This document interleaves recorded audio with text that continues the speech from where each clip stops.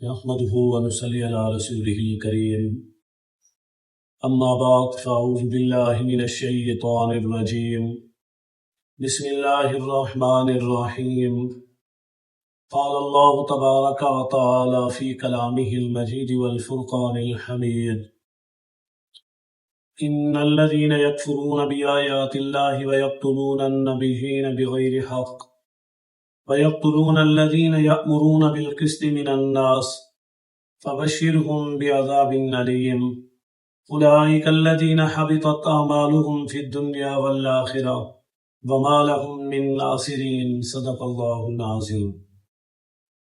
میرے واجب الاحترام خواتین و حضرات، ارشاد باری تعالی ہے ان الذین یکفرون بآیات اللہ، بے شک وہ لوگ جو انکار کرتے ہیں اللہ کی آیات کا، وَيَقْتُلُونَ النَّبِيِّينَ بِغَيْرِ حق، اور قتل کرتے ہیں انبیاء کو بغیر حق کے، وَيَقْتُلُونَ الَّذِينَ يَأْمُرُونَ بِالْقِسْطِ، اور قتل کرتے ہیں ان لوگوں کو جو حکم دیتے ہیں انصاف کا، من الناس، لوگوں میں سے، فَبَشِّرْهُمْ بِعَذَابٍ أَلِيمٍ، بس خوشخبری دو ان لوگوں کو دردناک عذاب کی۔ اس آیت کے اندر اللہ رب العالمین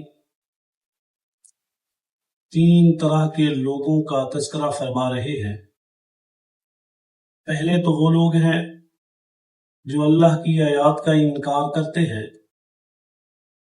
اللہ تعالیٰ کے حکم کو بجا نہیں لاتے، شریعت اسلامیہ کے احکامات کا مذاق اڑاتے ہیں، اللہ تعالیٰ کی ذات کا یا پھر اللہ تعالیٰ کے کلام کا یا شعائر اللہ کا انکار کرتے ہیں۔ اور دوسرے وہ لوگ جو انبیاء کو بغیر حق کے قتل کرتے ہیں۔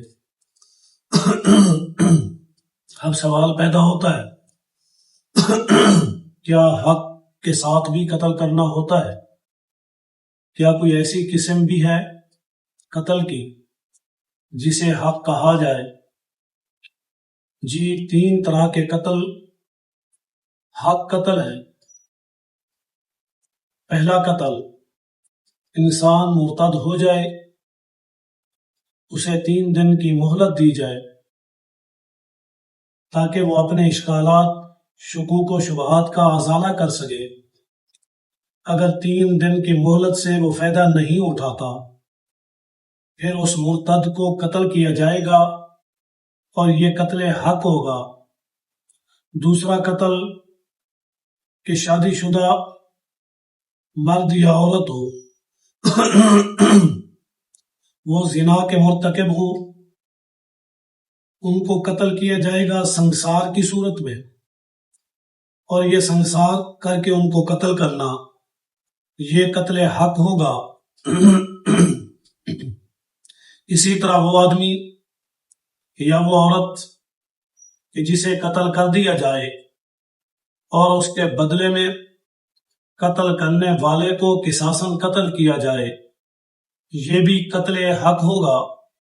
یعنی یہ 3 صورتیں ایسی ہیں کہ جسے قتل حق کہا گیا، لیکن انبیاء کرام علیہم الصلاۃ ان تینوں صورتوں سے پاک ہیں۔ یہ ممکن نہیں کہ نعوذ باللہ کسی بھی نبی کے بارے میں یہ گمان کیا جائے کہ وہ اپنے دین سے ہٹ جائیں۔ اس لیے انبیاء کا قتل کرنا اس صورت میں ناحق ہے۔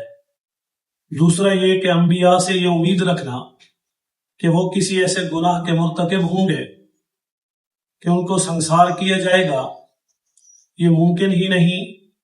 اس لیے انبیاء کو قتل کرنا یہ قتل ناحق ہے۔ اسی طرح تیسری چیز کہ وہ کسی کو قتل کر دیں اور قصاصاً بدلے میں قتل کرے، تو یہ ممکن نہیں ہے کہ کسی انبیاء نے جان بوجھ کر کسی کو قتل کیا ہو، عمدن کسی کو قتل کیا ہو، ایسا تاریخ کے اندر نہیں ہوا۔ وَيَقْتُلُونَ الَّذِينَ يَأْمُرُونَ بِالْقِسْطِ مِنَ النَّاسِ، اور وہ قتل کرتے ہیں لوگوں کو بھی جب وہ انصاف کا حکم دیتے ہیں۔ بہت ساری جگہ ایسے معاملات پیش آتے ہیں جب انسان حق انصاف کا فیصلہ کرتا ہے، اچھائی کی تلقین کرتا ہے، کسی ایسے عمل کو کرنے کا حکم دیتا ہے جس کا شریعت نے حکم دیا، تو لوگ مخالفتاً ظلماً انہیں قتل کر دیتے ہیں۔ فرمایا بس ایسے لوگوں کو خوشخبری دے دو دردناک عذاب کی۔ اولئک الذین حبطت اعمالهم فی الدنیا والآخرہ، وہ لوگ ہیں جن کے اعمال دنیا کے اندر اور آخرت کے اندر ضائع ہو چکے ہیں۔ خوشخبری بھی اسی بات کی ہے کہ انہیں بتا دیا جائے کہ جس کام کو تم کر رہے ہو اس کام کی انتہا کو پہنچ چکے ہو، وہ پائے تکمیل کو پہنچ چکا ہے، دنیا اور آخرت کے اندر تم نامراد ہو، تمہارے تمام اعمال تمام نیکیاں ضائع ہو چکی ہیں۔ وما لهم من ناصرین، نہیں ہے ان لوگوں کے لیے کوئی بھی مددگار۔ جب اللہ کی ذات پکڑنے پہ آئے تو پھر کوئی بھی چھڑانے والا نہیں۔